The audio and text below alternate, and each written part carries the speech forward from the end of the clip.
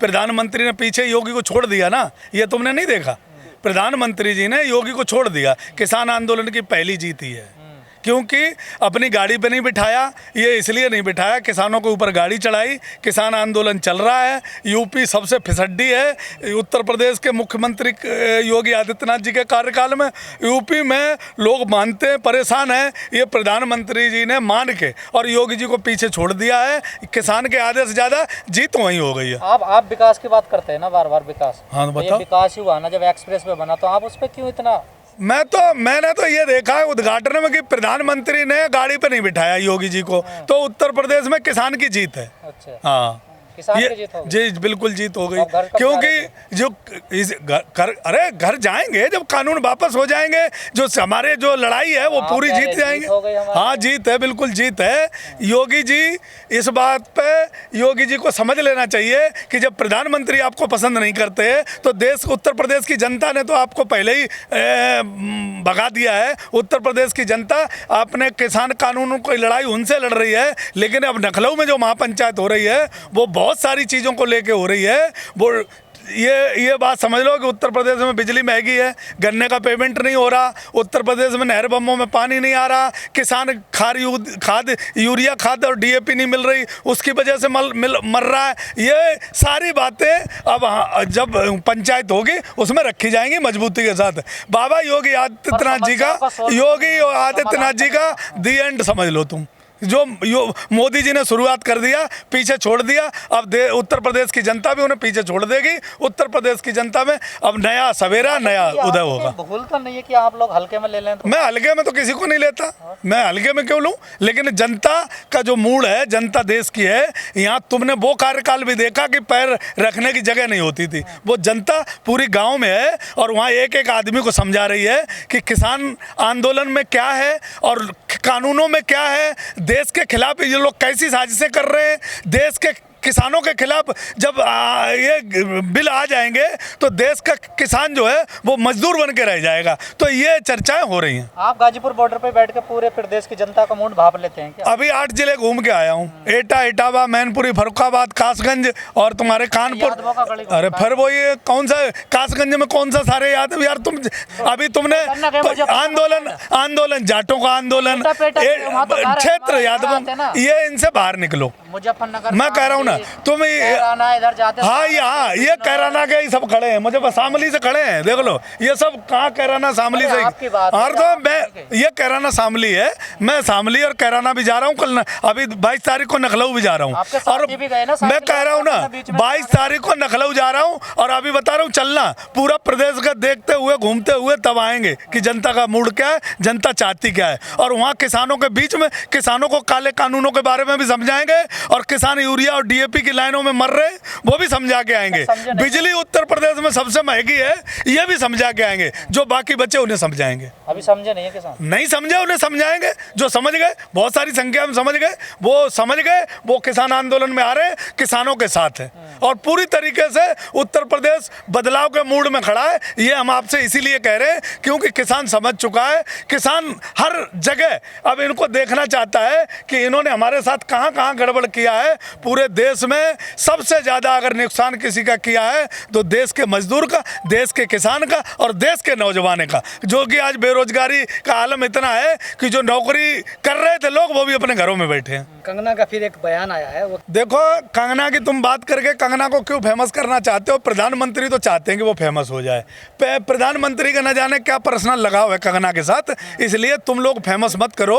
कंगना जो बोलेगी वो सब पीएमओ से या गृह मंत्रालय से आता है, वो बोलती है। बिना उनके न तो मीडिया चलती है और ना ही कंगना चलती है। तो इसलिए कंगना के ऊपर कोई ऐसा टीका टिप्पणी मत करो। क्यों उसे आपको पीएमओ से आती है? नहीं आती है तो महंगाई पे कभी डिबेट करा के देख लो, महंगाई पे कंगना बोलते देख ले। हाँ तो मेरी जानकारी है, तुम अपनी जानकारी इकट्ठी कर लो। मैं कह रहा हूँ ना, तुम ये पूछ लो कि कंगना महंगाई पे क्यों नहीं बोलती, कंगना किसान मर रहे हैं उन पे क्यों नहीं बोलती, कंगना किसानों के ऊपर गाड़ी चलाई गई उन पे क्यों नहीं बोलती, कंगना देश में जो इतने आतंकवादी हमले हो रहे हैं, भारतीय जनता पार्टी के लोगों ने पुलवामा जैसे अटैक करवाए, उन पर कंगना क्यों नहीं बोलती। कंगना प्रधानमंत्री की चहेती है, प्रधानमंत्री के और गृह मंत्री के इशारे पर बोलती है। ये मुझे पता है। ये दोहरा रवैया छोड़ो, आप भी तो नहीं बोलते। जब सिंगू बॉर्डर पे एक मजदूर को काटा गया तो आपकी जेल गया ना, सुन लीजिए। किसानों ने जेल भिजवाया ना। बोल लीजिए, आप ही बोल। हाँ क्या बोल रहा है? मोहम्मद शमी को ट्रोल किया गया तो आप नहीं बोले ना। अरे हम कोई अभिनेता है यार, हम तो किसान है। मैं कह रहा हूँ ना, मैं तो हम लोग, मैं क्या हूँ, तुम कोई अलग, मुझे तुम लीडर बना दो, मुझे नेता बना दो, फिर तुम मुझे से बुलवा लेना। मैं कोई नेता नहीं हूँ, मैं एक आम आदमी हूँ, किसान हूँ। मैं बिना किसी चीज को समझे ऐसे मैं क्या बोलता हूँ। देखो देश में समझे तो बोला आपने कि पीएमओ से आता, तो बिल्कुल कंगना कभी बोली, देश के लिए कभी बोली। मैं कुछ बता, मेरे प्रूफ क्या दूं तुम्हें, क्या चाहिए प्रूफ? कंगना फिक्स मुद्दों पे बोलती है, फिक्स मुद्दों पे बोलती है। वही तो मैं कह रहा हूं, आप भी तो फिक्स मुद्दों पे। मैं क्या काय को फिक्स, मोहम्मद शमी पे कितना बोले हम? मैं कोई यहाँ भाई, मैं राजनीति करने नहीं आया। हमारा किसान आंदोलन जिस दिन जीत जाएगा, काले कानून वापस चले जाएंगे, हम अपने घर चले जाएंगे। राजनीति करने नहीं आए। क्या करना है? जमीन आपके पास नहीं, सोसाइटी में आप रहते हैं, 20 माले का टावर उसमें आप रहते हैं, 4 दीवारी में आपके बच्चे रहते हैं, तो आप करने के राजनीति करने तो भाई जमीन कैसे देखोगे? हमारे घर चलोगे, जमीन देख ले भाई, हमारा घर देख ले, हमारे माँ बाप देख ले, हमारे भाई बहन देख ले, और क्या चाहिए? जमीन देखनी है, खेत देखना है, धान देखना, वो भी किसान है तो कैसे किसान के लिए तुम्हें खून देना पड़ेगा? क्या करना पड़ेगा बताओ?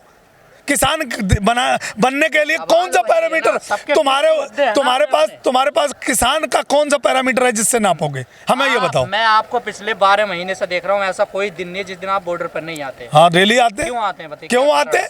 हमें कानून वापस करानी है, इसलिए आते हैं। कानून वापस करानी, और जिस दिन तक कानून वापस नहीं होगी ना, या तो मोदी की सेना की गोली लगेगी, और या फिर कानून वापसी होगी। 2 ही मुद्दों पे हम नहीं आएंगे, वरना आएंगे, बिल्कुल जाएंगे।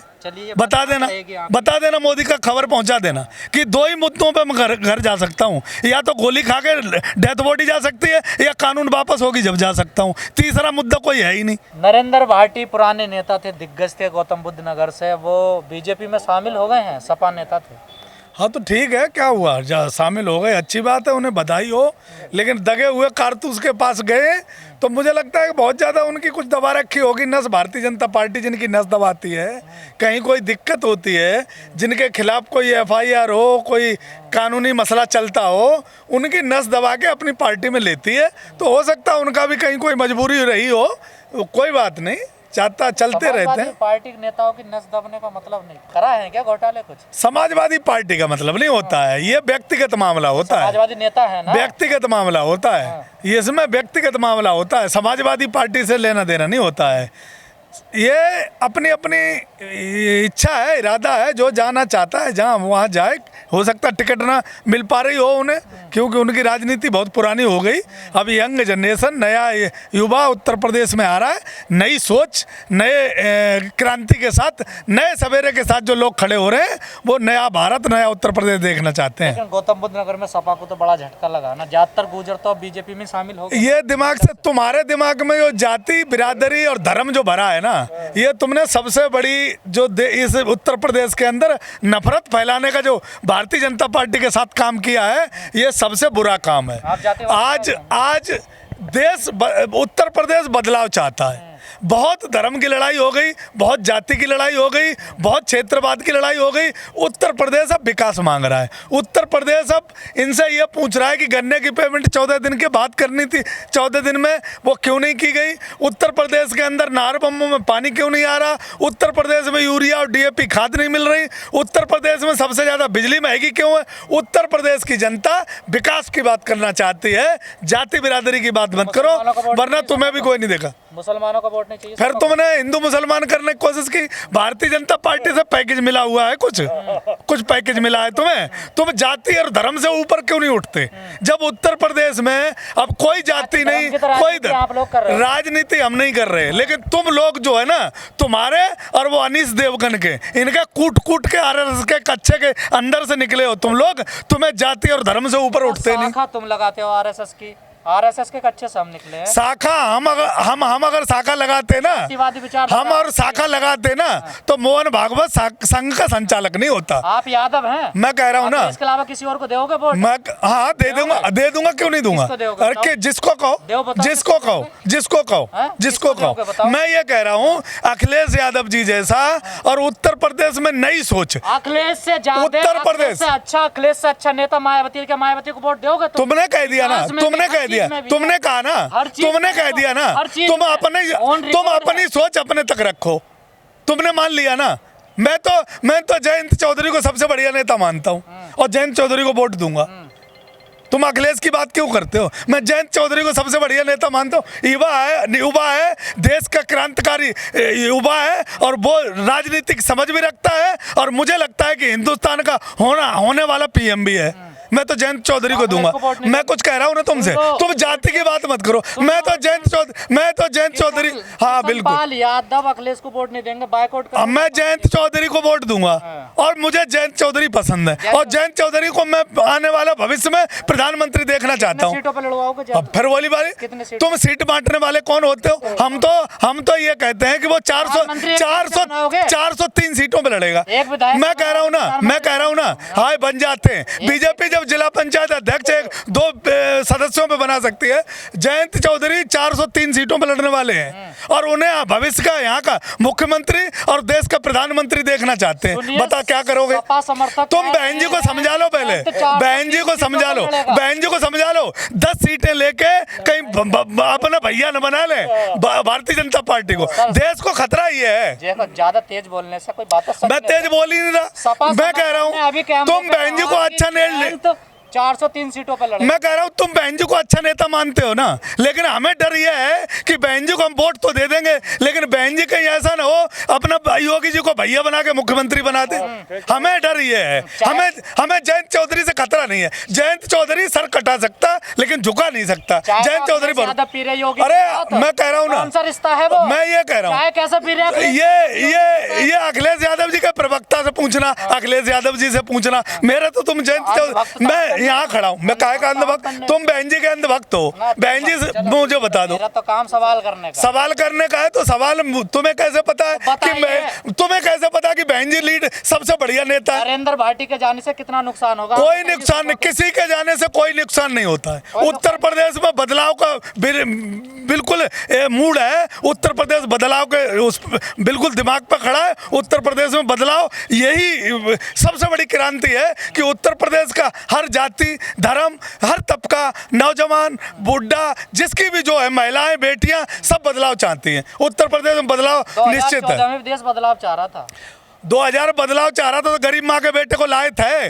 अब उनने हमारे पिछवाड़े पे लात मार दी, तो अब हम क्या कर सकते? लेकिन ऐसा बार बार नहीं होता। काट की अंडी एक बार चढ़ती है। जो अपने बाप को साइड से कर देता हूँ मैं, तुम बाप बेटे की बात में मत जाओ। बाप को साइड से कर बाप ने किसी को, बेटे को कुछ नहीं करा। तुम भी अपने बाप को छोड़ के यहाँ पे सब खड़े हैं। बाप बेटे की बात मत करो, बात ये करो, देश बदलाव चाहता है, बदलाव होगा, बदलाव को कोई नहीं रोक सकता।